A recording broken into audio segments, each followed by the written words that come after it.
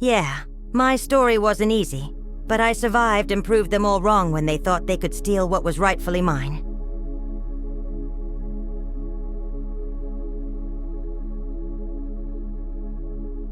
My name is Margaret Chen, and I'm 78 years old.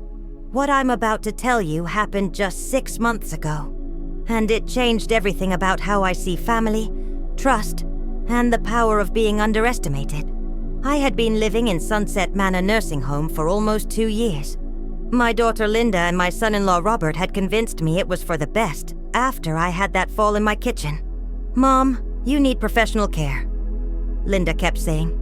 "We just want you to be safe." At the time, it seemed reasonable. I was getting older, my arthritis was getting worse, and living alone in that big house was becoming challenging. But what I didn't realize was that moving to the nursing home was just the first step in their plan. See, Linda and Robert had been struggling financially for years. Robert had lost his job at the manufacturing plant, and Linda's part-time work at the dental office wasn't covering their mortgage payments. They were drowning in debt. And my house, the house I had lived in for 43 years with my late husband William, was worth over $400,000. The first few months at Sunset Manor were actually pleasant. The staff was kind, I made some friends, and Linda visited regularly. She would bring me magazines, help me organize my room, and we'd sit in the garden talking about old times. I started to think maybe this transition wasn't so bad after all. But then I began to notice changes in Linda's behavior. She started asking strange questions about my finances. "Mom, do you remember where you put all your important papers?" she would ask. "We should probably organize everything in case of an emergency." She was particularly interested in the deed to my house. "It would be so much easier if we could handle your affairs when you're not able to," she would say with that concerned daughter voice. I had always been sharp with money. William and I had saved every penny, invested wisely, and paid off our mortgage early. That house represented a lifetime of hard work and sacrifice. It was where we raised Linda, where we celebrated birthdays and holidays, where William took his last breath. The idea of selling it had never even crossed my mind. But Linda kept pushing. "Mom, the house is just sitting there empty. It's expensive to maintain, and you're never going back to live there." She would sigh dramatically. "We could sell it and put the money in a nice trust fund for you. You'd have everything you need here at the nursing home." I wasn't buying it. Something in her tone, the way she avoided eye contact when she talked about the house, made me suspicious. And then one afternoon, everything became crystal clear. I was sitting in the common room when I overheard Linda talking to Robert on her phone. She thought I was napping, but I was wide awake. "The lawyer says we need her signature on the power of attorney documents," she was whispering. "Once we have that, we can sell the house without her being involved in every detail." Robert's voice was loud enough that I could hear him through the phone. "Just tell her it's for her own protection. She's old. She won't understand all the legal stuff anyway." Then Linda said something that made my blood run cold. "Honestly, she probably won't even notice if we sell it. She's getting more confused every day, and the nursing home keeps her pretty isolated from everything." I sat there in shock, pretending to sleep while my own daughter plotted to steal my house. The betrayal cut deeper than any physical pain I'd ever experienced. This was my child, the little girl I had rocked to sleep, helped with homework, walked down the aisle at her wedding. And she was treating me like I was some senile old woman who wouldn't notice if my most precious possession disappeared. But Linda had made one crucial mistake. She had underestimated me. That night, I called my neighbor, Mrs. Patterson, who had been checking on my house regularly. "Dorothy, I need you to do me a favor," I said. "I need you to go to my house and find some documents for me." I gave her detailed instructions on where to find my important papers, including the deed to my house, which was in a fireproof safe in my bedroom closet. Mrs. Patterson was more than happy to help. She'd always suspected something wasn't right about my sudden move to the nursing home. "Margaret, I've been wondering when you were going to ask me to get those papers," she said. "I've seen that son-in-law of yours prowling around your house at odd hours." The next day, Mrs. Patterson brought me everything I had requested. I spent hours going through the documents, making sure everything was in order. The deed was exactly where I thought it would be, along with my will, insurance policies, and financial statements. Everything was still in my name, just as it should be. But I didn't confront Linda right away. I wanted to see how far she would go with her deception. Over the next few weeks, she continued visiting regularly, always bringing up the house and the need for me to simplify my affairs. She even brought some official-looking documents that she claimed were just updates to my healthcare directives. I pretended to be confused and overwhelmed by all the paperwork. "Oh, honey, this is all so complicated," I would say.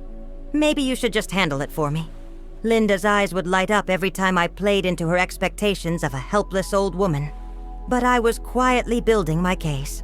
I started keeping a diary of every conversation, every suspicious comment, every time Linda or Robert mentioned my house. I also reached out to my old attorney, Mr. Davidson, who had handled William's estate. He was semi-retired but still sharp as a tack, and he was appalled when I told him what was happening. "Margaret, what your daughter is attempting could be considered elder abuse," he explained. "If she's trying to obtain power of attorney under false pretenses to sell your property, that's fraud. We need to document everything." Mr. Davidson helped me set up a small camera in my room at the nursing home. It was hidden in a picture frame, completely invisible to anyone who didn't know it was there. I felt terrible about secretly recording my own daughter, but I needed proof of her intentions. The breakthrough came on a Tuesday afternoon in March. Linda arrived with Robert and another man I didn't recognize. "Mom, this is our friend Jerry," Linda said. "He's a real estate agent, and he's just going to take a look at some photos of your house to give us an idea of what it might be worth." Jerry immediately launched into a presentation about the current housing market, how property values were soaring, and how I could make a significant profit if I sold quickly. "Mrs. Chen, your house is in a prime location," he said. "I could easily get you $450,000, maybe even $500,000 if we price it right." I played along, nodding and asking simple questions, all while the hidden camera recorded everything. Then Robert made the mistake that would ultimately destroy their plan. "The great thing is, Mom, once you sign the power of attorney, we can handle the entire sale for you," he said. "You won't have to deal with any of the stress or paperwork. We'll just take care of everything and make sure the money goes into your account." Linda jumped in quickly. "What Robert means is that we'll make sure you have everything you need here at the nursing home. You won't have to worry about any of the details." But Jerry, who apparently hadn't been fully briefed on the deception, asked the wrong question. "So, Mrs. Chen has already agreed to sell? I thought Linda said she was still considering it." The room went silent. Linda's face turned red, and Robert started stammering. "Well, it's complicated because of her condition." "What condition?" I asked sharply, dropping the confused old lady act for just a moment. "Oh, you know, Mom," Linda said quickly. "You've been having some memory issues lately. We just want to make sure you're protected." That was it. I had heard enough. But I still didn't reveal my hand. Instead, I told them I needed time to think about it, and that we could discuss it more at their next visit. After they left, I immediately called Mr. Davidson and Mrs. Patterson. "It's time," I told them. "I want to end this charade before they can do any more damage." Mr. Davidson arranged for me to have a complete cognitive evaluation by an independent doctor. The results, as I expected, showed that I was mentally sharp and fully capable of making my own decisions. He also reviewed all the recordings and documents I'd collected. "Margaret, you have a strong case here," he said. "What they're attempting is definitely fraud, and the recordings clearly show their intent to deceive you. But I think there might be a better way to handle this than going straight to the police." His plan was brilliant. We would let Linda and Robert think they were getting what they wanted, then surprise them with the truth at the perfect moment. The following week, Linda called to say she had scheduled another meeting with Jerry to finalize the details. She seemed excited, probably thinking she was about to pull off the perfect crime. "Mom, we'll be there Friday afternoon with all the paperwork. Jerry says he already has a buyer lined up." Friday couldn't come soon enough. I spent the morning preparing, making sure the camera was charged and positioned correctly. I even did my hair and put on my best dress. If this was going to be recorded, I wanted to look my best. Linda, Robert, and Jerry arrived right on time, all carrying folders and briefcases. They looked like they meant business. Linda kissed my cheek and sat down beside me. "Mom, we're so excited to help you with this," she said. "This is going to make your life so much easier." Jerry spread out a bunch of papers on the table in front of me. "Mrs. Chen, I've prepared all the necessary documents for the sale of your house. The buyer is offering $475,000, which is an excellent price in this market." I looked at the papers, nodding as if I was trying to understand them. "This all looks very official," I said. "Are you sure this is the right thing to do?" "Absolutely, Mom," Linda said, squeezing my hand. "We've thought this through very carefully. This is what's best for you." Robert leaned forward. "Mrs. Chen, all you need to do is sign these papers, and we'll take care of everything else. The power of attorney document will allow us to handle the sale without bothering you with all the details." I picked up the pen and held it over the first document. "Before I sign this," I said, "I just want to make sure I understand what's happening. You're going to sell my house and the money will go into my account?" "That's right," Linda said quickly. "Well, into an account that we'll manage for you. It's easier that way, and I won't have to worry about any of the legal stuff." "Not a thing," Jerry added. "We'll handle everything from start to finish." I set down the pen and looked at each of them carefully. "That's interesting," I said, "because I have a question about something." Linda shifted uncomfortably. "What kind of question, Mom?" I reached into my purse and pulled out a manila envelope. "Well, I was looking through some old papers, and I found this." I opened the envelope and pulled out the deed to my house. "This document says that I'm the sole owner of my house. It's got my name on it and everything." The color drained from Linda's face. "Mom, where did you get that?" "From my house," I said simply. "You know, the house you want to sell?" I asked Mrs. Patterson to get it for me a few weeks ago. Robert started to stand up. "Mrs. Chen, I think there might be some confusion here." "Oh, I'm not confused at all," I said, my voice getting stronger. "In fact, I'm probably less confused than I've been in months. See, I know exactly what you three have been trying to do." I reached into my purse again and pulled out a small recording device. I also have recordings of every conversation we've had about my house, including the one where you said I probably wouldn't even notice if you sold it. Jerry immediately stood up and headed for the door. "I think I should go," he mumbled. "This is between family." "Sit down, Jerry," I said firmly. "You're part of this too." Linda was starting to cry. "Mom, you don't understand. We were just trying to help you. We thought—" "You thought what?" I interrupted. "That I was some senile old woman who wouldn't notice if you stole my house. That I was too confused to understand what was happening." Robert tried to take control of the situation. "Margaret, we're your family. We would never try to hurt you. We just want what's best for you." I laughed, but there was no humor in it. "What's best for me? Or what's best for your bank account?" "Because I heard you talking about your mortgage payments and your debts. I know you're struggling financially." "We never said anything about—" Linda started. "Linda, stop lying," I said. "I have recordings of everything. I know about your plan to get power of attorney and sell my house without my knowledge. I know about the fake documents you brought me. I know about all of it." The room was completely silent except for Linda's quiet sobbing. Jerry was staring at his shoes, and Robert was looking around like he was planning an escape route. "Here's what's going to happen," I continued.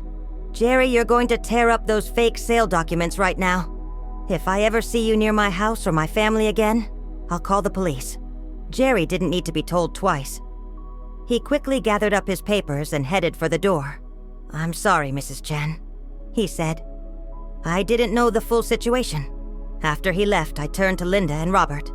"As for you two, you have a choice. You can apologize sincerely and promise never to try something like this again. Or I can call the police and have you charged with attempted fraud and elder abuse."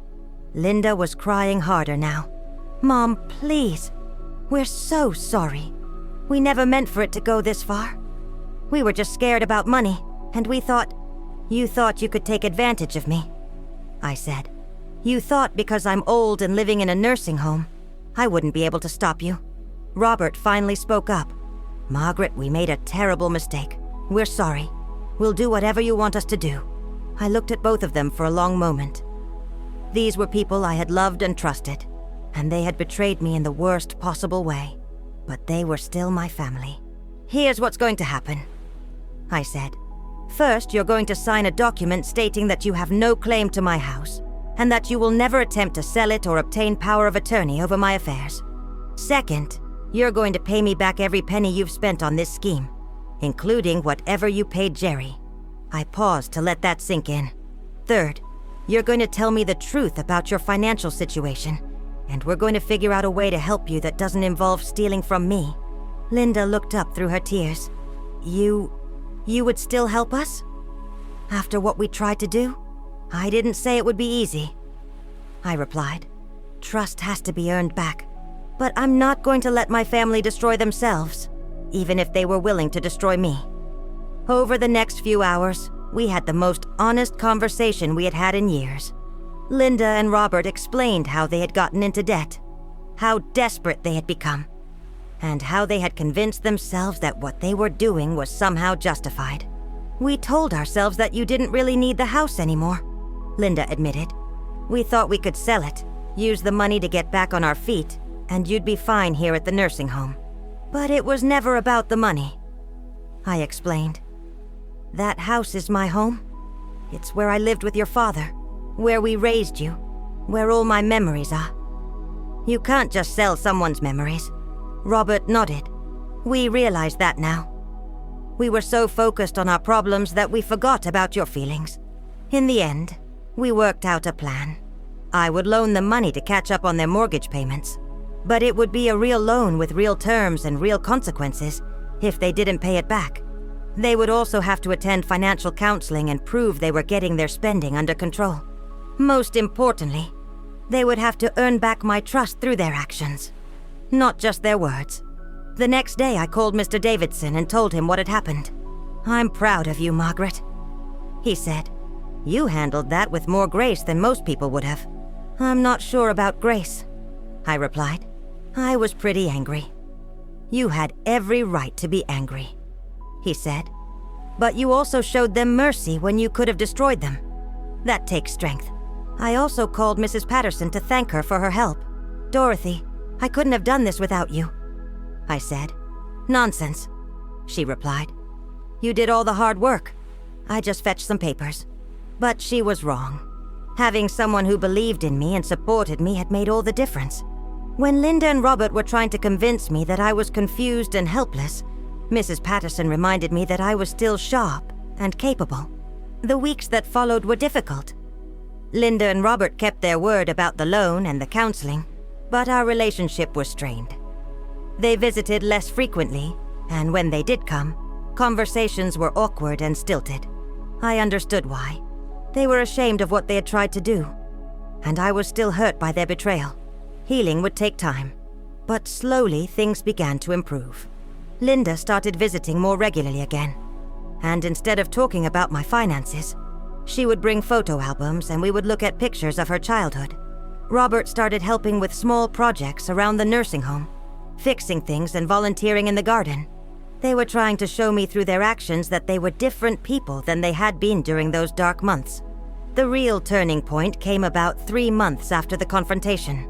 Linda arrived for her weekly visit with a small wrapped package. Mom, I brought you something, she said nervously.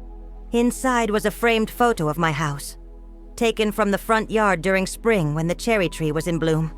I thought you might like to have this in your room, she said, so you can see home whenever you want. I started crying then, not from sadness but from relief. My daughter was finally understanding what she had almost taken from me. Thank you, honey, I said.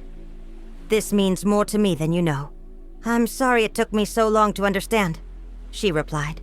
I was so worried about money that I forgot about what really matters. As I'm telling you this story now, it's been 6 months since that day in my room when I showed them the deed. Linda and Robert have kept their word about the loan payments and the counseling. More importantly, they've kept their word about respecting my independence and my decisions. I'm still living at Sunset Manor, but now it's because I choose to, not because I was manipulated into it. I've made good friends here, and the staff has become like family to me. But I also know that my house is still my house, and it always will be. The experience taught me several important lessons. First, never underestimate the power of being underestimated. Linda and Robert's biggest mistake was assuming that age had made me weak and confused. Instead, it had made me wiser and more determined.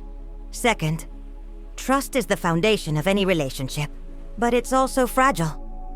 Once it's broken, it takes time and consistent effort to rebuild. Linda and Robert are still working to earn back my trust, and I'm still working to forgive them completely. Third, sometimes the people who are supposed to protect us are the ones we need protection from. I was lucky to have Mrs. Patterson and Mr. Davidson to help me, but many elderly people don't have that support system. We need to look out for each other. Finally, I learned that standing up for yourself is never easy, but it's always worth it. It would have been simpler to just let Linda and Robert sell my house and hope for the best. But I would have spent the rest of my life wondering, what if, and regretting that I didn't fight for what was mine. The deed to my house is now in a safe deposit box at the bank, with strict instructions that only I can access it. I've also updated my will to make sure my wishes are clear and legally binding. I won't be caught off guard again. But more than that, I've reclaimed my sense of self. For a while there, I was starting to believe that maybe I was just a confused old woman who needed other people to make decisions for me. The experience of fighting for my house reminded me that I'm still Margaret Chen. Still sharp, still capable of taking care of myself. I think about William a lot these days. He would have been proud of how I handled the situation. He always said I was tougher than I looked, and I guess he was right. He also would have been heartbroken to see how Linda initially treated me.